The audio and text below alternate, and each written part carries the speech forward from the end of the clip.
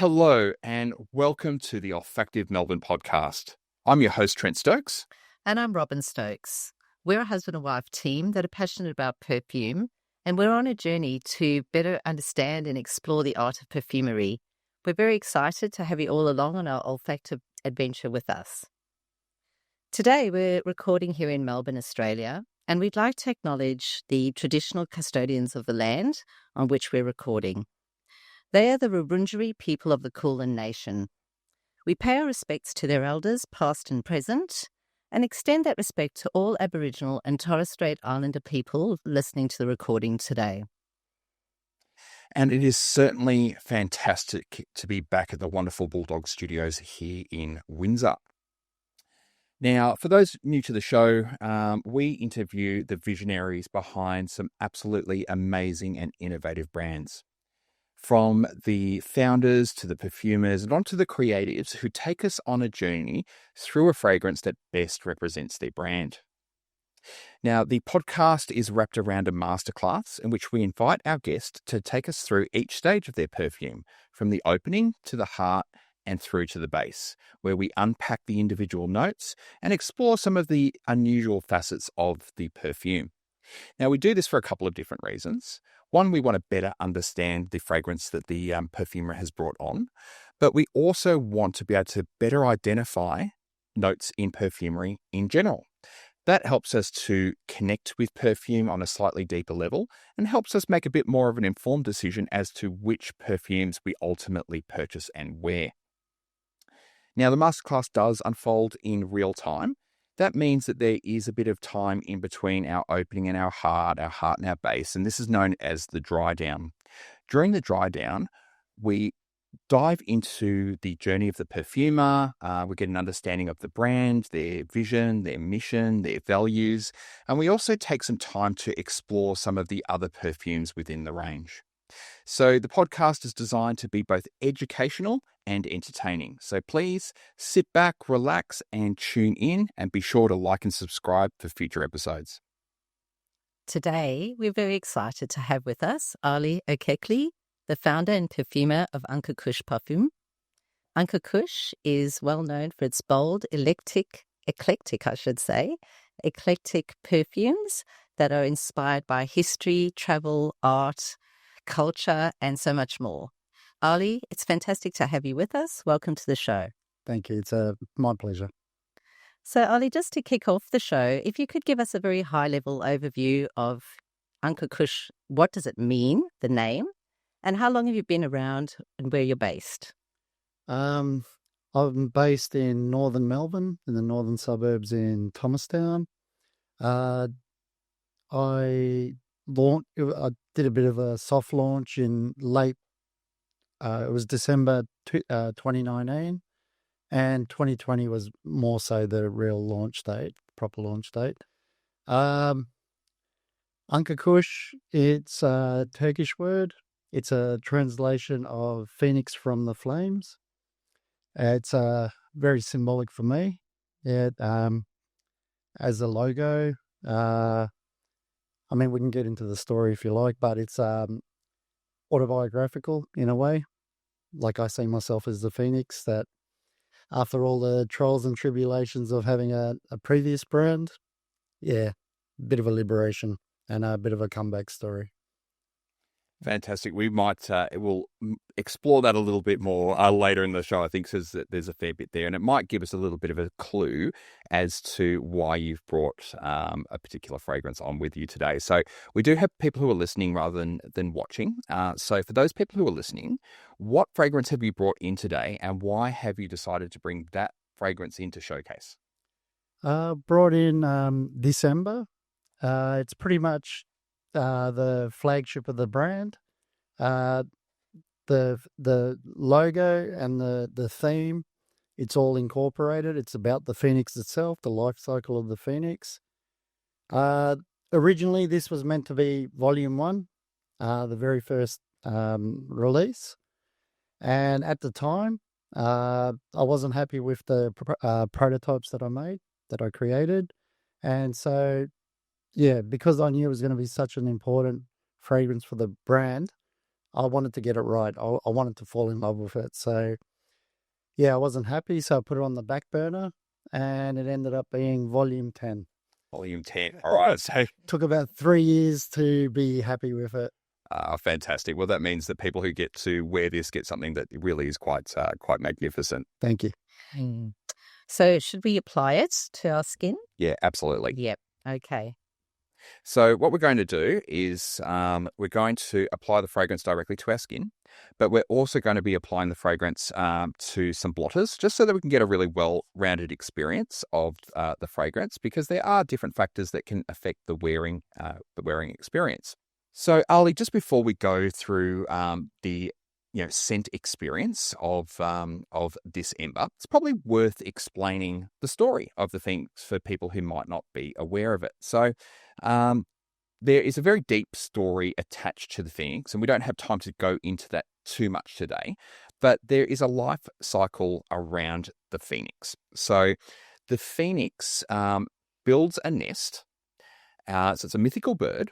It builds a nest, and then it self-immolates, which means it basically destroys itself.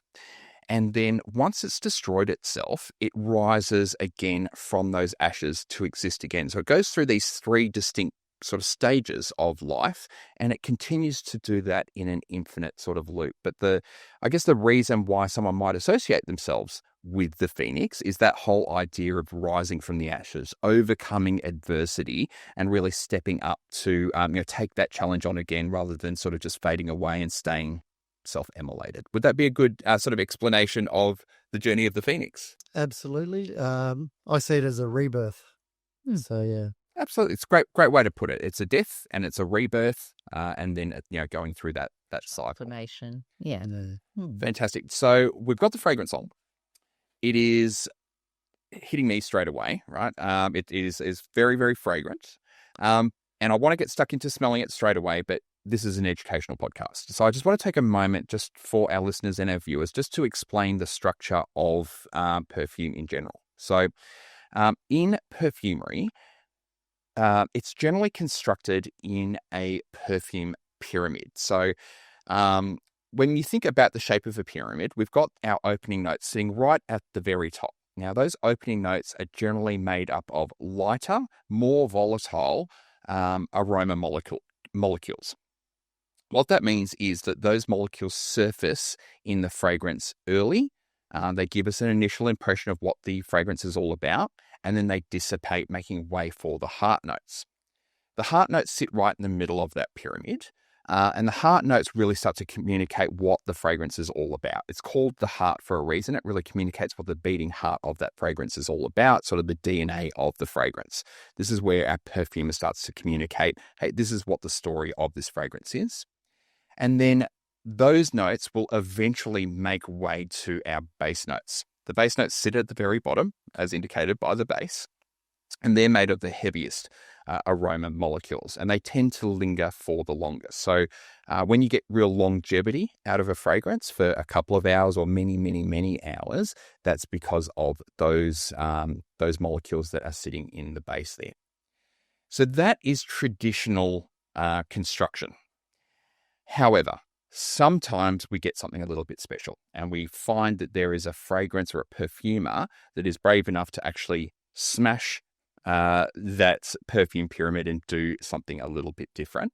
And This Ember is actually an example of breaking the perfume pyramid. So I guess my first sort of, not quite technical question for you, Ali, but just a first question is, given that This Ember doesn't really unfold in that sort of linear manner, can you sort of explain how it does actually unfold? With the opening, I've only got one note with the top notes. It's a very light and airy musk, but I didn't picture it in the creation and the structure of like the traditional pyramid. I brought in the heart notes at the same time and sort of allowed them to meld and sort of dance around each other. And yeah, I think it's a very harmonious mix, and they all tend to show their colors early and later, and yeah, just it can keep changing, keep dancing. Yeah, and like I just used my imagination, and it turned out exactly how I wanted it. Amazing. So if you wouldn't mind, Ali, take us through the full composition, all the different notes. There's a lot of notes. Reel them off. If you guys can help me. There's roughly about 15 notes in This Ember. So our opening note is musk. We then move into a base that consists of vanilla, leather, benzoin. Thank you for helping with that pronunciation. Cashmere musk, ambergris. So those are our heart notes. And then in the base, we've got quite a lot here. So we've got oud, but no ordinary oud. It's oud Mostafa, and we're going to dive into that during the show today as well. We've got sandalwood, we've got myrrh, we've got frankincense, we've got amber, we've got cinnamon bark, we've got birch tar, we've got Virginian cedar, we've got tobacco, and we've got labdanum. All right, so this is a cornucopia of ingredients here, and this is why we're going to do things a little bit differently today. So for those people who watch the show regularly, you'd know that we tend to explore the opening, unpack our journey, go back to our heart during the standard sort of 15-minute dry down, explore the broader range, and then dive into those base notes. But as Ali has described here, the way this perfume unfolds isn't really in that manner. It's not in that sort of linear manner. We dance about up and down through the fragrance. And so it's best to explain all of those notes and maybe just sort of pick at them as we go and try and smell them in the fragrance and get a bit of an explanation. So does that sound like a reasonable journey to go through here, Ali? I think so. Good stuff. All right. So what note did you want to dive into first? Well, there's a lot to talk about, and I'm happy to just kick off with the frankincense and myrrh because I am quite interested in the whole mythology and the spices being part of the nest in terms of the story of the phoenix. So that's why I was sort of picking out those initially, and because I can smell that sort of pepperiness or what I think might be frankincense, but as we go through the notes, I'm probably going to learn what exactly I'm smelling. So let's talk about myrrh. Myrrh, I'll give you a description. It is spicy as well. They go hand in hand with it goes hand in hand with frankincense. They mesh together very well. It's soft, warm, sweet, light, and earthy. Frankincense, I can describe it as fresh, warm, resinous, and peppery. So, it covers the whole gamut. There's definitely an earthy facet that I am picking up at the moment on my skin. Yeah, so my understanding of the story of the phoenix, when we're talking about that self-immolation process, the phoenix builds a nest, and that nest consists of ingredients that helps, set it on fire in the first place. Now, I think myrrh, frankincense, and cinnamon, are they some of the core components that sit within that nest within the legend? Yes, that's right. Yeah. So that's probably a good place to start. Yeah. Great. So we've done the frankincense, maybe the cinnamon. So let's have a little bit of a smell here and see whether we can detect some of that cinnamon. And just help us here, Ali. Is this you sort of grab it from the cupboard garden variety type of cinnamon, or what type of cinnamon have you actually used in here? What are we looking for? It's a stronger cinnamon. It's definitely not garden variety. You've got cinnamon leaf, which I haven't used. That's a bit lighter. It's a bit more tame, whereas cinnamon barks, you could pretty much describe it as a bark. It doesn't go quietly into the night. It's extremely powerful, very warm, diffusive, and it's like a spicy, sweet aroma. I definitely get that sweetness, but I also get that warm, comforting almost smell. And with the other two spices that we mentioned earlier, 3 of them are like great bedfellows. Yeah, they all work together quite nicely. So it's hard to separate out the notes that we're smelling from the story of the phoenix, right? I don't think we should, Because Yeah. the whole point of this is to tell the story of the Phoenix, right? So I guess how did those three notes sort of combine to tell a bit of a story of the Phoenix? I mean, obviously it's the nest. The nest, yeah. So is that what we're smelling, the nest, or are we smelling the actual emulation? You do smell the nest to begin with, and then once it does catch a light, it'll become much more fragrant as it warms up. Yeah, because I'm sort of smelling, the first impression that I'm getting here is I sort of smell the fire. Yes. The flame. Are you getting that? I do, but I think what I'm experiencing with the fragrance is that it's never quite the same. So initially when I sprayed the blotter some time ago, it smelled like fire and ashes to me. Whereas now when I'm smelling it, that I've just sprayed it on my hand at the beginning of the program, it's definitely more of the earthy smell that I'm getting, plus the spices. And for me, when you start to tell me what I'm smelling in terms of particular notes, it makes it so much easier for me to kind of separate them out. So the sweetness sort of starts to become more apparent to me. Yeah, the sweetness kicks in every once in a while, and it can act differently on like each particular like skin people's skin with the pH. It can vary, and it can smell like two almost different fragrances on two different people. It depends on what your skin's like and if anything's applied on it beforehand. But you touched on something really interesting there, because we haven't really fully explored this on the show before, but pH of your skin can actually affect the smelling experience. Yeah, it can. I've had experiences where sometimes I can't even pick up the fragrance. It smells completely different on different people. Wow. Yeah.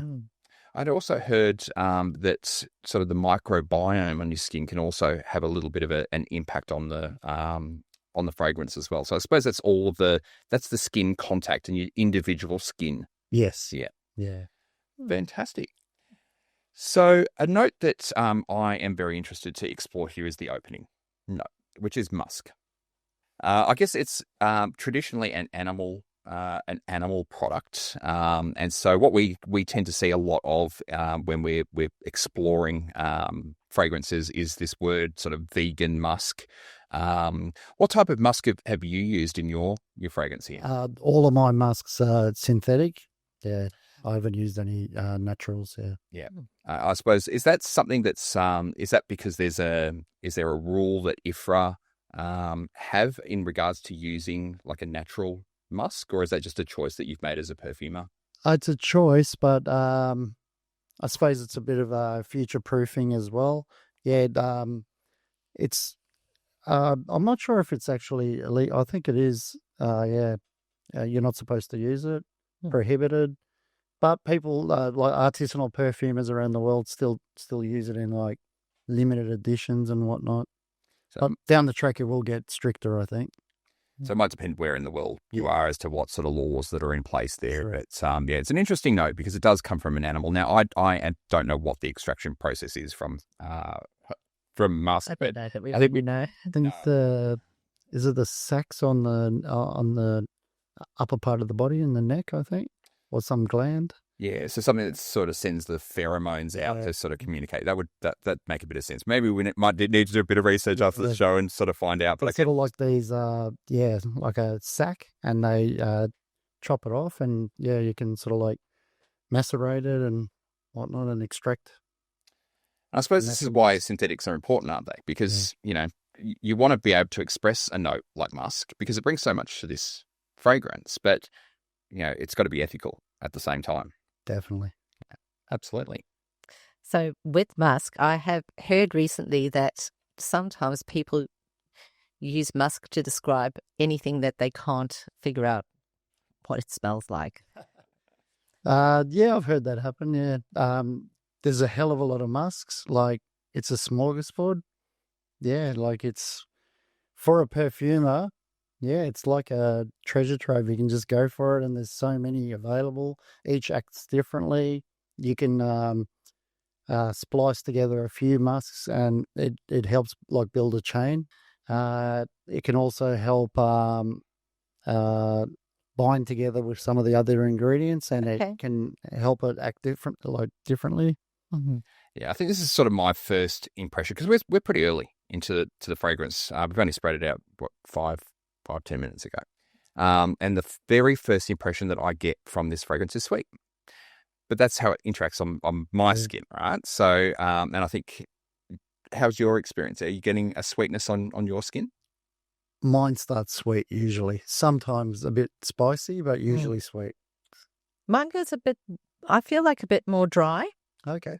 A little bit more dry and spicy. Definitely, I can smell that. But then today on you, Trent, I can definitely smell the earthy rather than the last time we tried it, where I felt like it was very sweet on Trent. Okay. So maybe it's the warmer weather, and your skin might be a lot more warmer at the moment. Yeah, it probably is, and we're sort of like accelerates the jumping through the stages. Yeah, absolutely. The very first, I'm sort of recalling the very first smell I got just as we put it on. What I got was sweet, and I'm now, based on your description of musk there, I can sort of see now how the musk is tying together with the vanilla smell that I'm sort of getting, that's giving me that sweetness there. So True. That gives me a really nice sort of first impression of this ember. So we just discussed an animal note that you're using as a synthetic, which is the musk. There's another note in here that I'm assuming is also potentially synthetic, and that would be ambergris. Yes, it is. So how is ambergris being expressed in here? So when I smell it, what am I looking for in terms of ambergris? It can be sweet, a little bit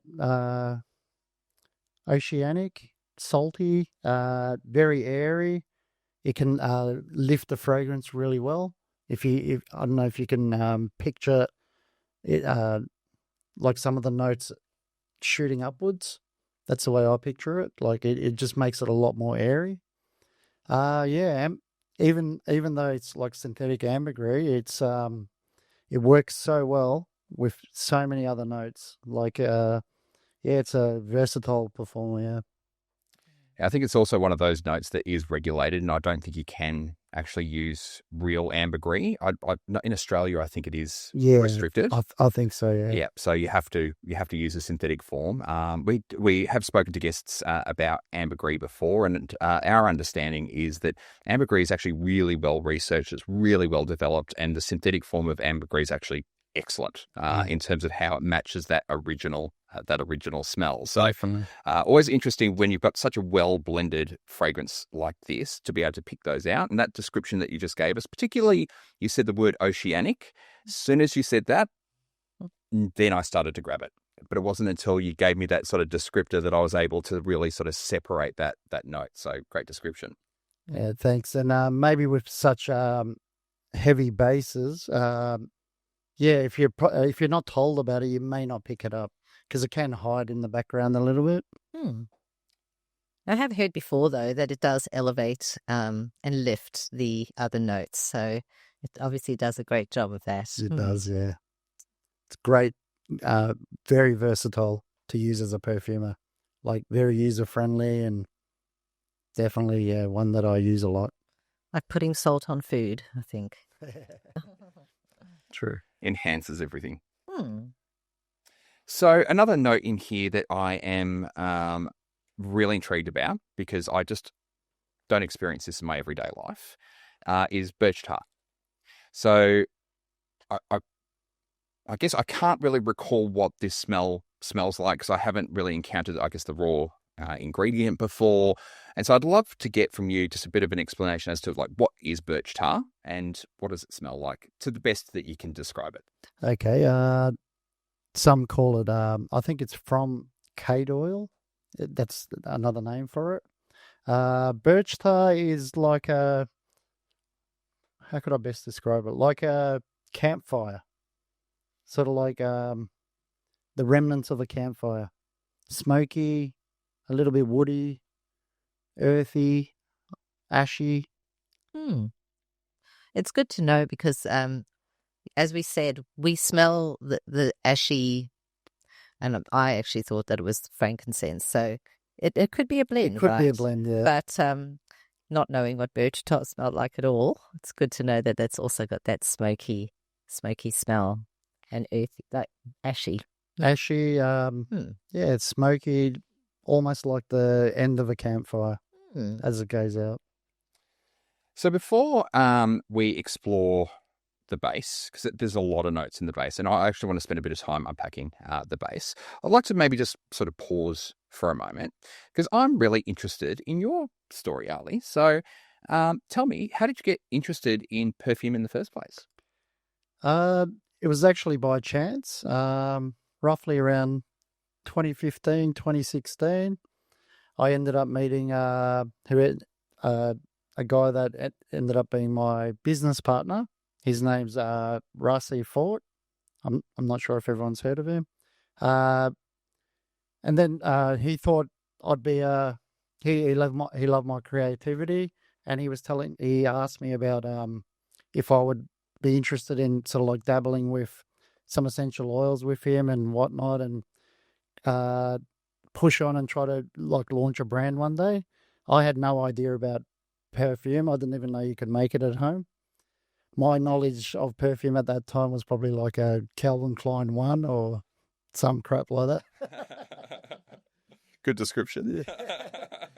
Yeah, yeah. I mean, I liked perfume, but I had no like deep interest in it, and I actually sort of like balked at it, and I thought just gonna like I pictured single word perfumes like mainstream fragrances like the Calvin Kleins and the what are some of the other brands that were around at the time?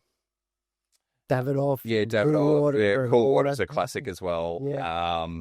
Yeah. Draco Noir was a real classic as well. So yeah. I had no real interest in it, and he said, "No, this will be right up your alley. I'll take you to a niche perfume store." And I said, "What's that?" I had no idea. We ended up going to Fitzroy. The perfumery was called Klein's at the time. They are now called Law. Yeah, they must have bought them out. And yeah, I still didn't think much of it until I walked in, and then I saw probably my first two fragrances. One was Andy Towers' L'Heure de Desert Moroccan. That sort of blew me away. It was totally different. And then sort of like I fell in love with the backstories, the packaging, and I thought, wow, this is storytelling at its best. And it was very artistic. And and then I saw Traverse de Bosphore, which is a brand called L'Artisan from France. And that was based on a city that I truly love, which is Istanbul. Traverse the Bosphore means like crossing the Bosphorus, the waterway. And yeah, I was absolutely hooked with those two fragrances because it was about like exotic locales around the world and bit of adventure and travel. And yeah, and I thought, you're right. And then I went straight down a rabbit hole, did a bit of a deep dive, and yeah, haven't really returned since. You went one step further and started creating your own perfumes. So it's great fun. Yeah, it's amazing. So from there, what made you decide to start your own brand? Once we had launched Ford and Manly, I like to call it Ford and Man Overboard. We had a bit of a falling out, and yeah, I won't go into it too much. A lot of differences of opinion about future direction, creative direction, whatnot. Yeah, we went our separate ways. In the process, I pretty much lost everything.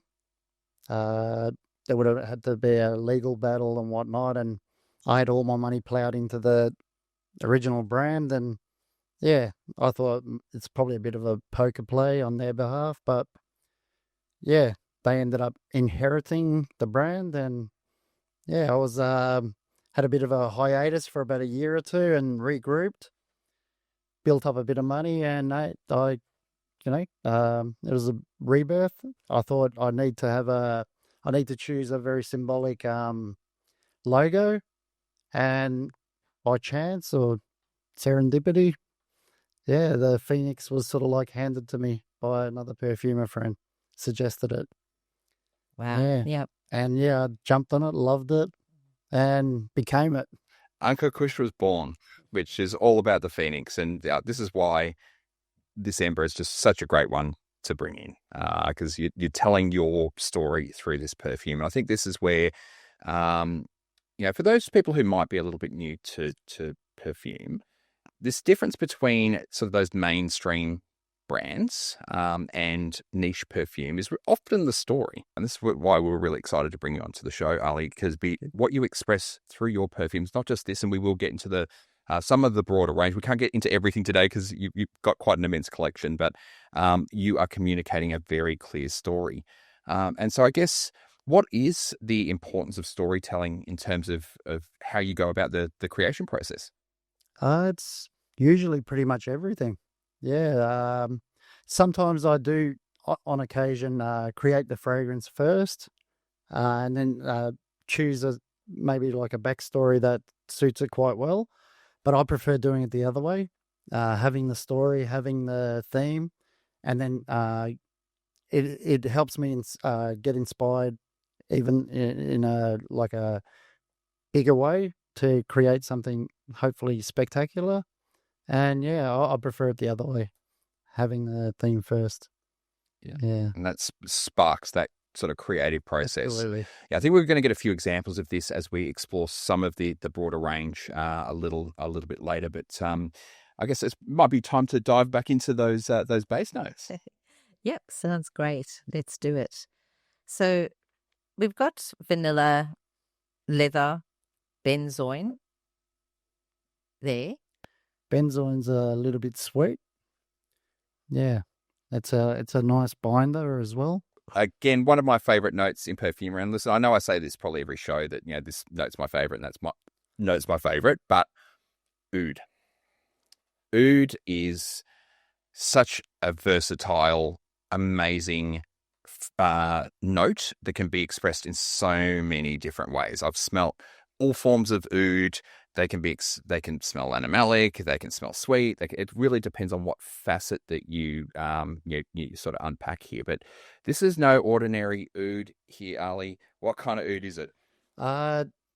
Originally, the first few batches, it was called Oud Mustafa, which was a particular line or a batch that a gentleman called Ensar Oud. He's an absolute aficionado. He eats, drinks, lives oud, almost worships the trees that produce it.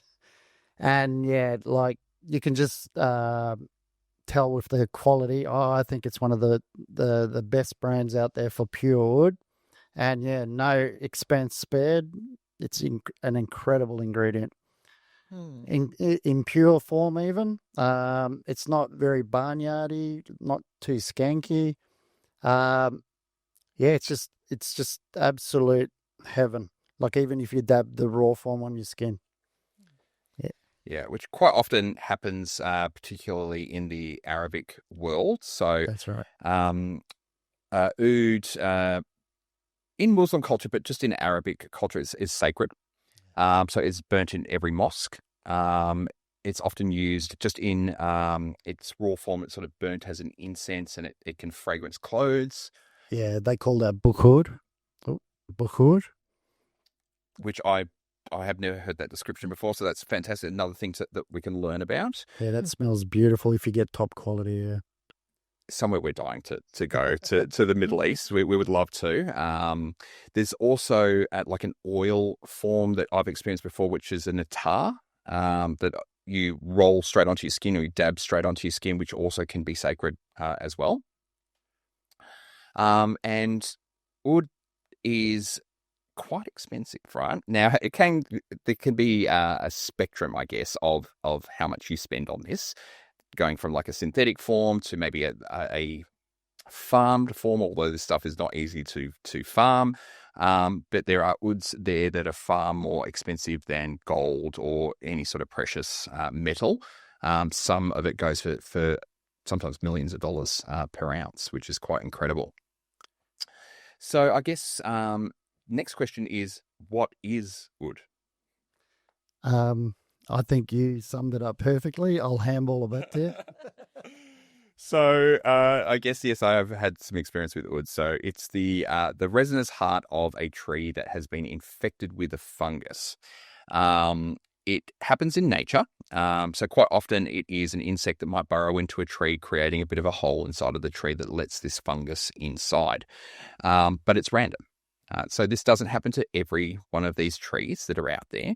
And so it's very difficult to farm. You can purposely infect these trees with this fungus, but you don't get the same high quality result. And so people will go out into the jungle and look for these trees to farm them, which is why they're so rare to get in the first place. So the process from there is that we cut down the tree, bring it back, and we have to carve all of the bark off the outside of this resinous core to actually get to the wood itself.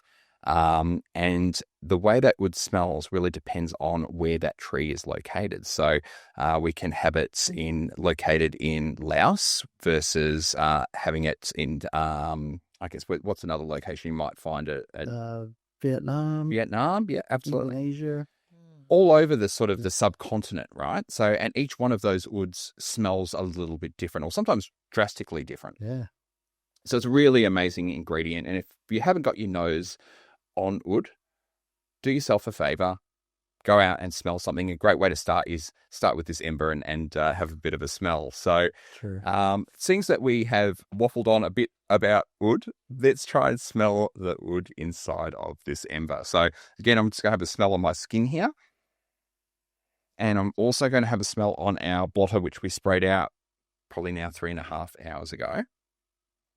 Now, I'm getting the wood a bit more prominent on the blotter than I am on my skin at this stage, probably because get it more on my skin. You're getting it more on your skin. So this is another, I guess, show that your skin chemistry can really affect, how this unfolds. It'll unfold on my skin at some point as well. So I can absolutely detect it on the blotter. I am getting a little bit of it on my skin, I must say. It's more prominent though on the blotter because it's just been there for so long, and it is such a powerful ingredient that's going to hang around there for a while. It hangs around, and it's it gives it a nice backdrop. Absolutely. So I could actually talk for hours just on wood itself, but we've got a lot of different notes here. So, but I need a bit of help because can you help me identify it? Deeper, heavier wood. Yeah. I smell it in the background. Okay. If you can imagine an artist's canvas, if you paint the background layer or the first layer, that's how I see wood at times, how it just props it all up. Okay. It's almost like giving it colour. Yeah, colour, bit of foundation. And depth. Yeah, depth, definitely. So we've heard this term fixative before. Would in this fragrance be a fixative? Am I a little bit off there? No, I think it is. Yeah, it binds everything together like incredibly well. Yeah, this is why it's such a versatile fragrance, and perfumers love working with this material for this reason. Definitely. Fantastic. All right, we've spent a lot of time on oud, and I promise you, listeners, we're coming back to oud again and again in the future because I love this. All right, so I guess we've also got another note that we haven't experienced a lot on this show, and that's tobacco. Oh, yeah. Okay. So I guess tobacco is something that everybody's probably familiar with. So in your everyday life, you've smelt cigarettes, you've smelt cigars, you've smelt, I guess, pipe tobacco. Raw tobacco. Yeah, raw leaves, all that sort of stuff. So it can express itself in a multitude of different ways. How are we experiencing it in This Ember? I've actually got 2 different tobacco absolutes in this. It's very rich, syrupy. Some of the descriptions you can say sweet. It can smell like hay, obviously tobacco. Bit mossy. It can smell a little bit woody. It's a really unique ingredient. I tend to smell hay. Hay's prominent for me.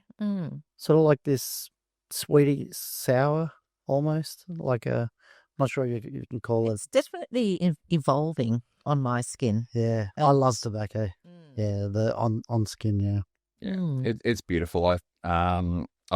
If you've listened to other shows before, listeners, you probably know that I grew up in country Victoria, and I've had a bit of exposure to hay before. It's just part of everyday life when you're living on a farm. It's used to put into stalls, and so it makes it easier to sort of clean up. Now, that hay doesn't smell all that great. This hay smell, and I would agree with you, that's sort of what I'm getting out of this as well, that sort of hay expression of tobacco. It's far more lovely than that. It's far more delicate. Yeah. You're getting that. It's almost like a light facet of hay. Yes. Yeah. Sort of touches on it and sort of like dances around. Yeah. You don't always smell it. Absolutely beautiful. Absolutely beautiful. I like that, the tobacco in this. Sometimes with certain types of tobacco, I don't enjoy it. And I find it a little bit more of a challenging smell, but definitely not in this fragrance. Yeah. I find pipe tobacco a little bit challenging. That can be very strong, and if it's not natural, it can really attack the nose. Yeah. It's just from an experience that I had when I was crossing the English Channel on a ferry, and someone was smoking a cigar, and it was very turbulent and rough, and a lot of people started to get sick. And I think that memory sort of comes back to me. So that didn't help, did it? The smell. No, she hates when I smoke cigars. I've got a bit of a tradition with my father once a year. We do Christmas Eve. He pulls out the cigars. We sit there smoking cigars and drinking whiskey. It's just a thing that we do every year. And she just won't let me anywhere near her till that night's over. So fair enough if you've had a traumatic experience. But I think, when you get a nice tobacco smell, it's glorious. It really is on the skin. Definitely. Well, we haven't spoken about sandalwood, and I find sandalwood very comforting. I love sandalwood. It's a good description. I like that. It is comforting. I can't remember why I put it in, but I absolutely love it. It's a good foundational ingredient. If I could, I'd include it in just about every fragrance. It's so versatile. It can be creamy, especially if you use like a Mysore sandalwood from India. That's like super creamy. The Western Australian sandalwood Absolute, that's probably my favourite. Absolutely gorgeous. It's woody without trying to be too dominant, like some maybe cedars and whatnot. Yeah, I love it.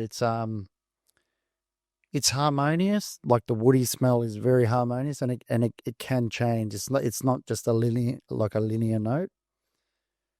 I included it in This Ember probably for structure and a bit of body. I noticed that whenever we talk about different notes, you talk a lot about where it's sourced from. Do you do a lot of research on how you source your ingredients? Yeah, I do. I love to take a deep interest in all of that. Yeah, I find it really interesting. I think the theme that I get from having experienced many of your fragrances in your collection, I haven't experienced them all, but I've experienced a fair few of them, is there is a consistent theme of an adherence to a top level of quality. It seems like that's just something you won't compromise on, is using high quality ingredients inside of your fragrances. Thank you. That's good to hear. And I use a high concentration of natural ingredients like absolutes, essential oils, extracts and whatnot.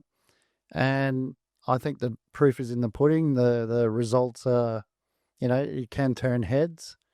And I get a lot of lovely feedback, people saying that wow, this smells fantastic. Just say if I've used a few Rose Absolutes, and they say I've never smelled anything like that. And usually I reply with, you may not have smelt natural rose essential oil or absolutes before. It may have been all synthetic in your time, in your experience. So sometimes that can jolt people and you can really notice the difference.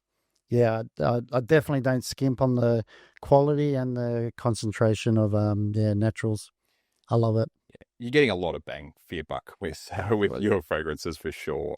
And I guess there's this in the fragrance community. So there's people who are really, really into fragrances, of which we're part. There's this term beast mode. All right, beast mode fragrances. Would you describe your fragrances as beast mode? Probably not, but they are strong. They're strong. Yeah. I'm going to give a couple of them beast mode status because they do really project and they last. They last really long. Betwixt and Between, that's a true extrait, probably up to about 45% concentration. That can last for days. I've been told. Yeah, that's beast mode, Alan. All right, that's beast mode. Yeah, it's not just strong, there's beast mode, right? So if you are looking for a fragrance that is, top quality in terms of its ingredients, uncompromising in quality, your perfumer takes an active interest in where they're sourcing their ingredients from, that it lasts and it lasts and it lasts, and you're getting that really high concentration of aromatics, absolutely you cannot look past Anka Kus. Which is probably a nice little segue there into maybe having a look at some of the broader range. So what we're going to do, Ali, is we're going to have a look at some of the other fragrances from a sub-collection within your broader range called the Arabesque Collection.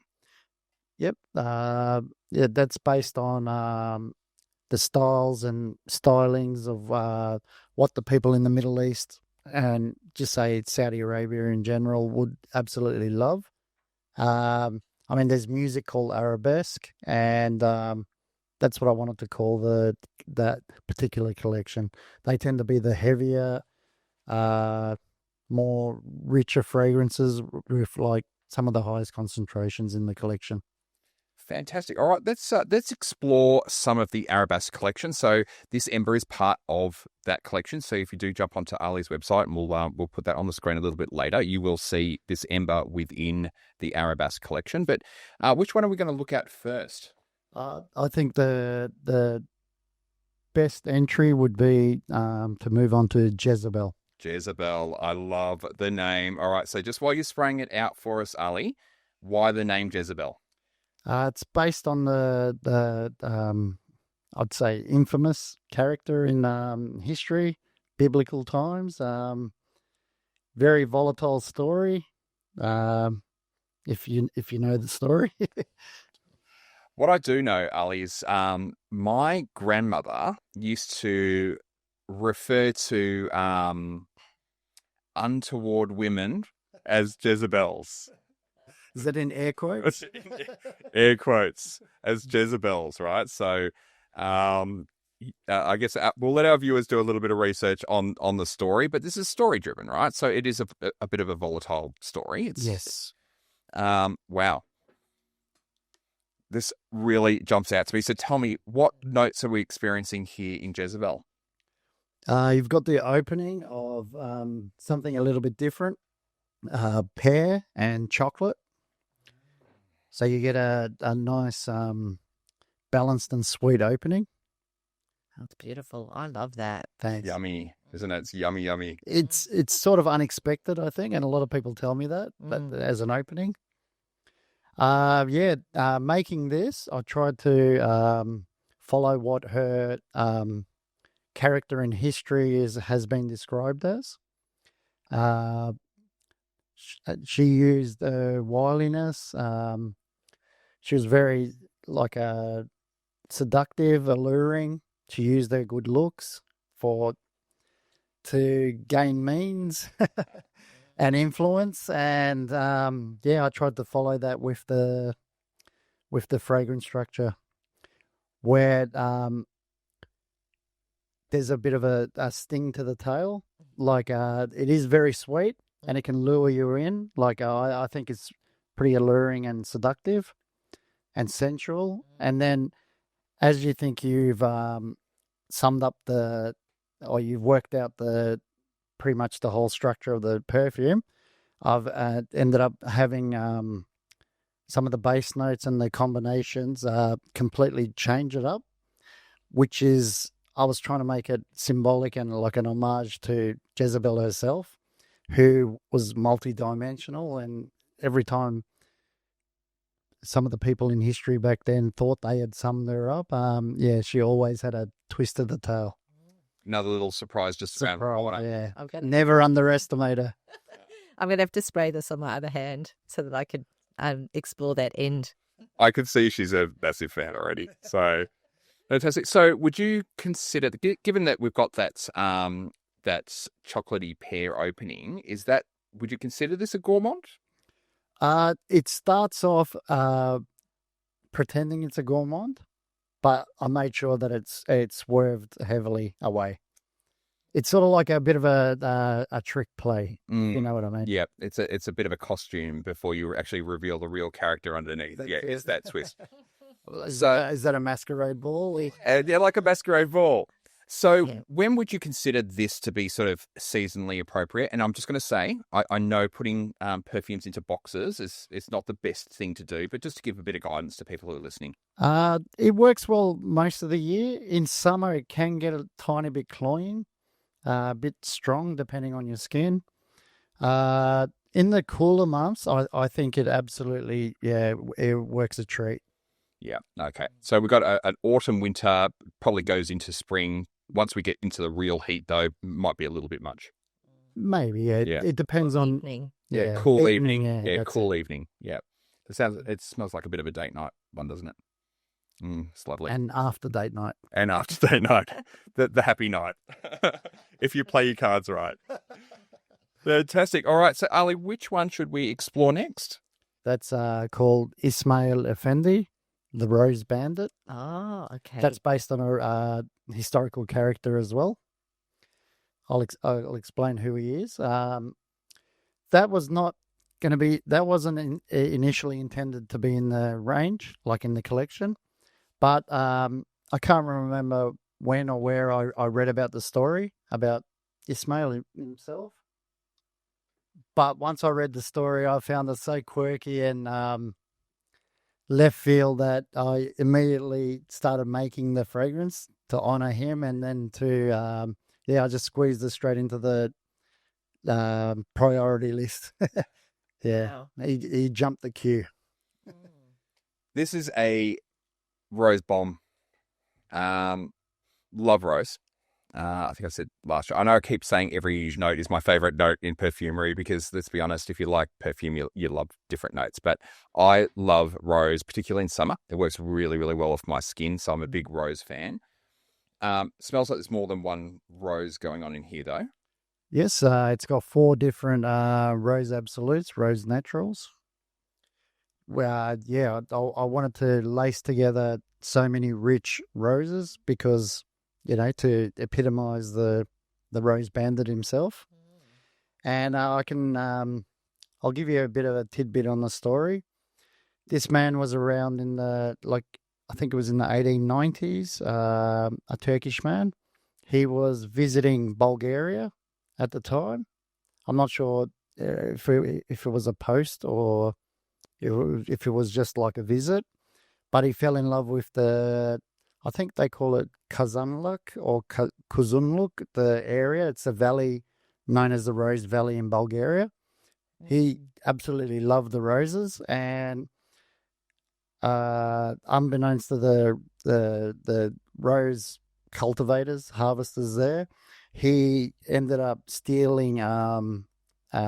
He cut off a rose sapling, and he hid it in the belly of his walking cane or walking stick. Or I'm not sure what you'd call. Yeah, cane, I'd say.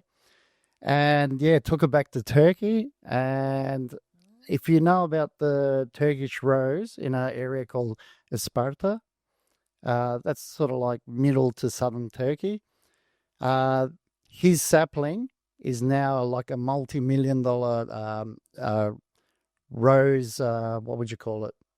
Rose crops and the rose industry in Turkey in that area, and it all started from that single sapling. He kicked it off He by kicked it off. stealing the very first rose. Yeah, no, probably not something you should honour, thieving, but I thought he had amazing audacity, bit of chutzpah.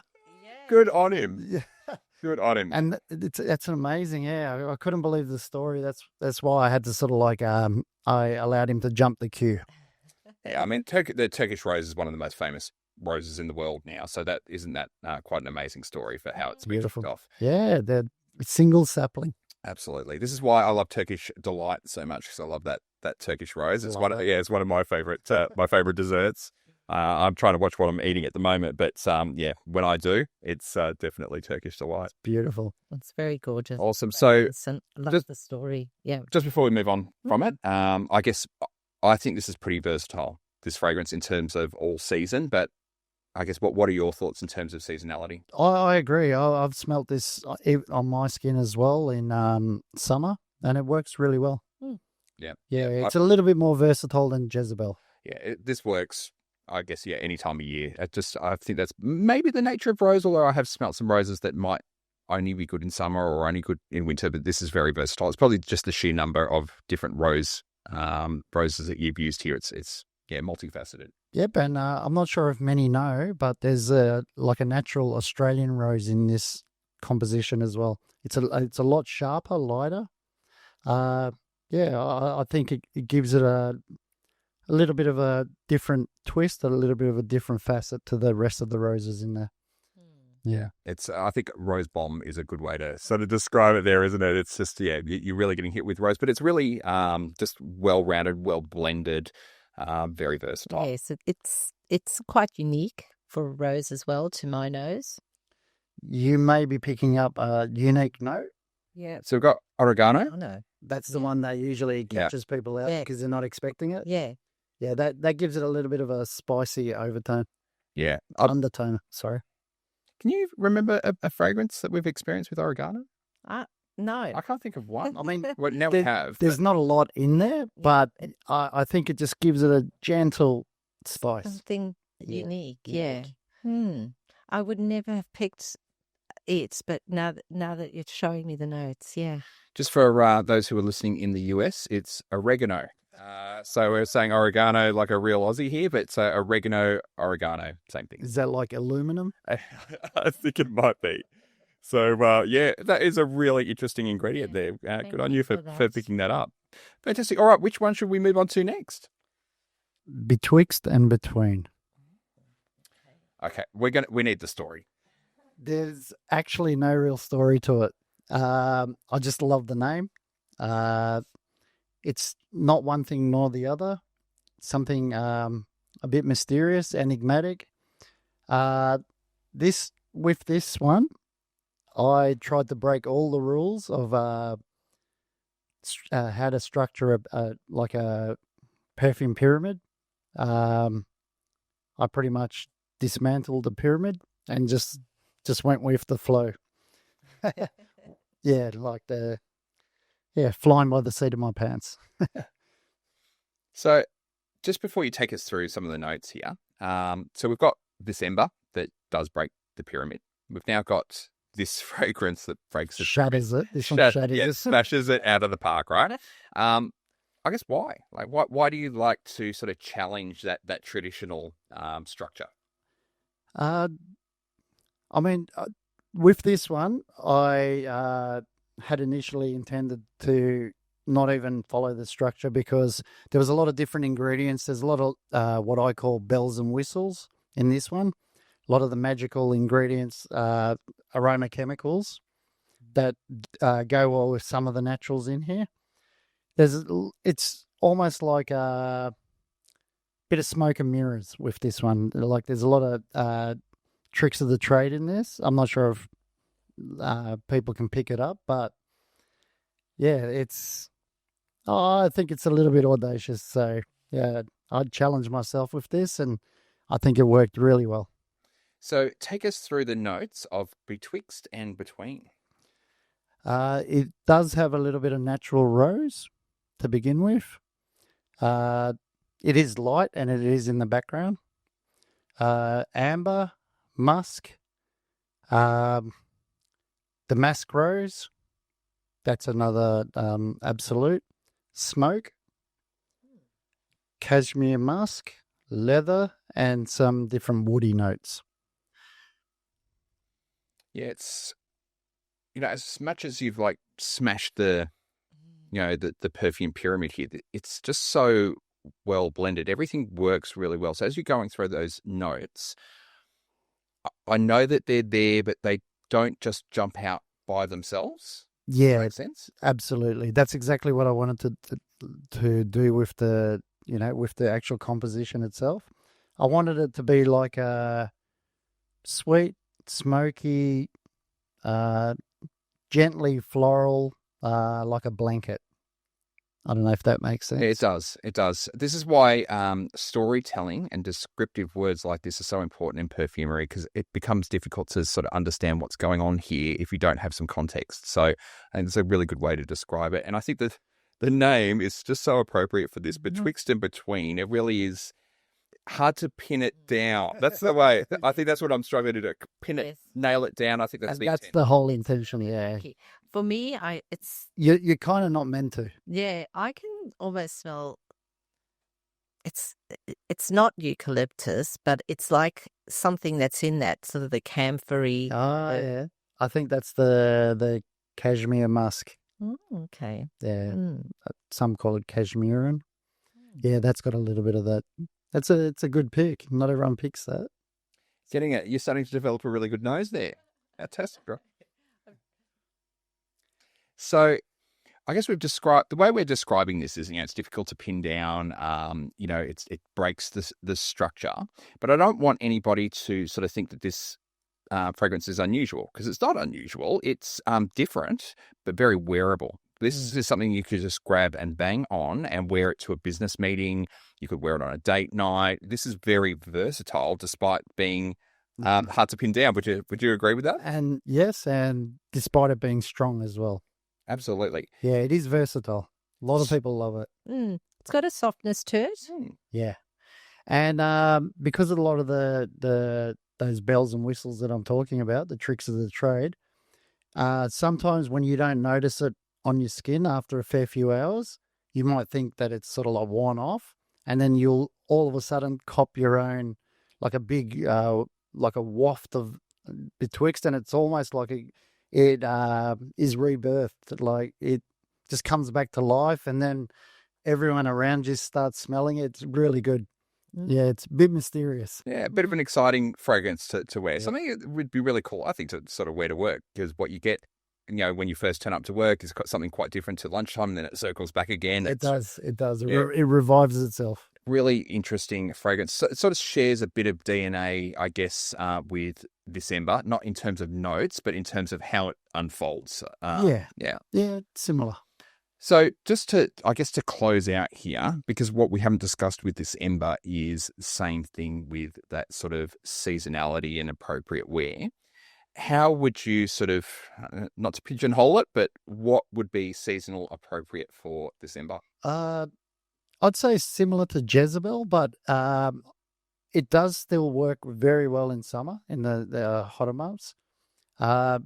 That's the best seller by far all around the world, and especially in the Middle East, Gulf countries. I can't keep up with the demand, and they wear it year round, so you're not going to get much hotter locales than the Middle East. Yeah, like Dubai. Dubai's like an oven.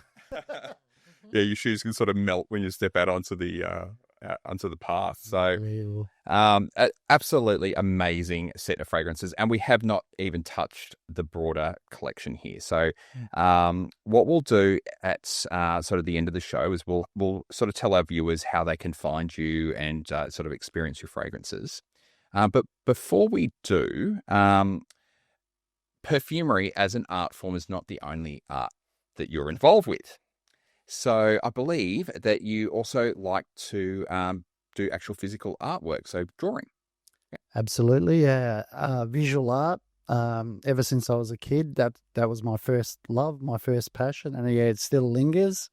and I love to incorporate my hand-drawn, I'd say, graphic art, to go on the labels of each bottle. So I think this is pretty unique. I don't think I've ever met a perfumer or known of a perfumer that also does their own artwork for their bottles. Probably because these two skill sets are quite different. Now, you've brought in a bunch of art for us today, and I do understand that those people who are listening don't get to experience this with us. So what we're going to do is we're going to take some photographs of Ali's artwork, and we're going to put it onto our website so that you can see it for yourself as well, because I think you definitely deserve to. You'll obviously see Ali's artwork when you go to his website and you see his bottles. But just for those people who are watching on YouTube, here are a couple of examples of just how talented Ali is when he gets his pen and his brush out. So I guess, what are we looking at here, Ali? One's called Veta Verite, another one's Jardin de Topkapi. I start off with I ink it, I paint it, I use all different types of instruments, mediums, and once I hand draw them and hand paint them at that sort of size and sometimes a bit larger, we digitally scan the designs onto it like a digital file, and then my son helps me start coloring it. He uses Adobe Illustrator and Photoshop and whatnot, and he just finds it a bit easier if I don't put the colors on. Yeah, color them later. Them later, so it can be much more solid colors. Yeah, fantastic. Yeah, and it's the Rose Bandit. Yes, so this is actually the labels that we're looking at, I guess, in the raw form at the moment. Yeah, amazing. Yeah, we've actually got quite a lot of examples here, so we will make sure that we do justice to this, so that you can see this. And I can understand if you're listening to the podcast, it could be maybe a little bit frustrating when you can't see things. I think Jezebel's a good example. I'm going to reach a Jezebel here, and I'll get this onto the camera as well. We might get Ali to describe this piece of art for us. I tried to sort of portray the tale, the historical tale. I tried to make it look a little bit haunting, bit foreboding, because of the character herself, because she was known to be daring and a little bit cunning. I tried to put that in the mood. My favourite artwork that I've done is Betwixt and Between, and I thought I had it on me, but that's got the most detail, but I think I left that at home. We will put that, we've got the bottle there, so we'll try and get a close-up of that label. Absolutely, and we're going to be linking everything back to your website as well, so that people can find it nice and easily, because it's not just the fragrance, it's the story, it's the experience. It's a holistic look at your perfumes. So I think the mythology and the stories really make it unique, and there's so much to explore. We could spend hours, couldn't we, talking about all the different inspirations behind the fragrances and the art. It's wonderful. Yeah, and I've compiled on the side probably another 5 or 6 thick books, notebooks, whatnot, with a whole heap of future fragrances and themes, and it's I kind of can't keep up with releasing them on time, but there's a smorgasbord coming, hopefully sooner rather than later. So you ain't seen nothing yet. Fantastic. We look forward to it, because honestly, the artwork is absolutely amazing, and I think you should be really proud of what you've done here. So Ali, I wanted to really thank you for just being so generous with your time today. You've come onto the show, you've taken us through a guided masterclass through This Ember. You've also taken us through a sort of a mini masterclass with each one of the fragrance from the Arabesque Collection. And you've helped us to not only better understand these fragrances and how you construct them and the stories behind them, but helped us to better understand how to identify individual notes just in perfumery in general. So thank you so much. You're welcome.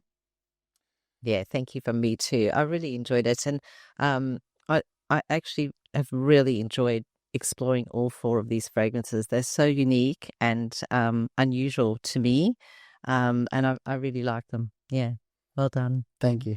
So I guess just to sort of round us out, there's a lot happening. You've sort of just hinted that there's a few things going on with Anka Kus. I guess what's sort of next for Anka Kus? Probably a future limited edition. That was supposed to have been released by now, but there was like a global shortage of some of the natural ingredients that I was going to use. So I sort of like put it on the back burner until I can source everything properly and in time. There's that one. There's a stack of prototypes I've made. There's nothing that's like fully confirmed with like a launch date.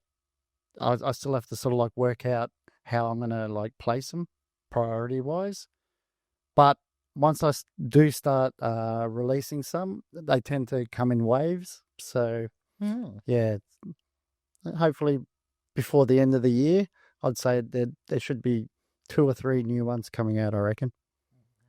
Fantastic. So I guess, our listeners and our viewers do need to be patient. As we've heard, Ali's process is absolutely uncompromising with ingredients and putting our formulations together. The fragrance that he's brought in today, which is This Ember, should have been the first in the collection, ends up being volume 10, taking years to create, and we all benefit from having this elite fragrance. So thank you. So Ali, please tell us and the listeners, where can they find your fragrances and purchase them for themselves? Locally, I've only got one stockist in Melbourne. The store's name is Mr. Perfumista. He's located in Noble Park. And apart from that, on my website, ankakusparfum.com. Pretty much there. And I intermittently post on social media. I should be doing more, but as a one-man team, I'll hide behind some excuses until we're in the midst of building a team. One guy's come on board, and bit by bit, we're going to try to build a team and kick on from there. Absolutely. Ali, you're doing an amazing job, I've got to say. This is the second time we've met you. The first time was at the Geelong Fragrance Fair.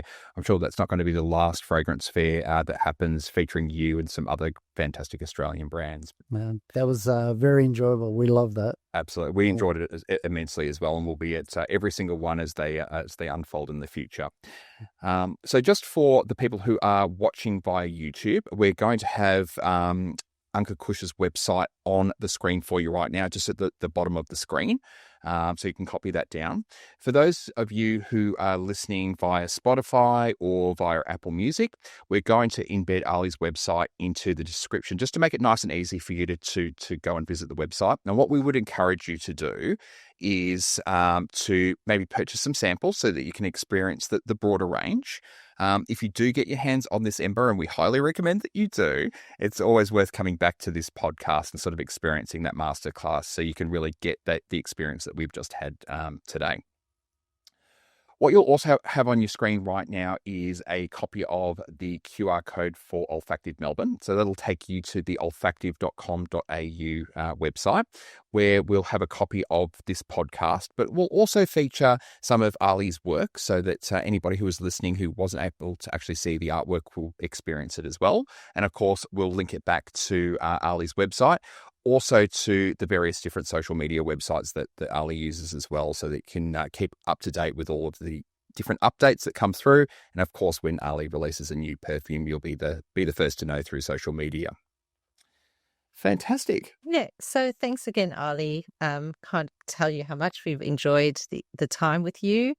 And thank you to our listeners. Please join us next time for another unforgettable fragrance and the stories behind it. Thank you and goodbye.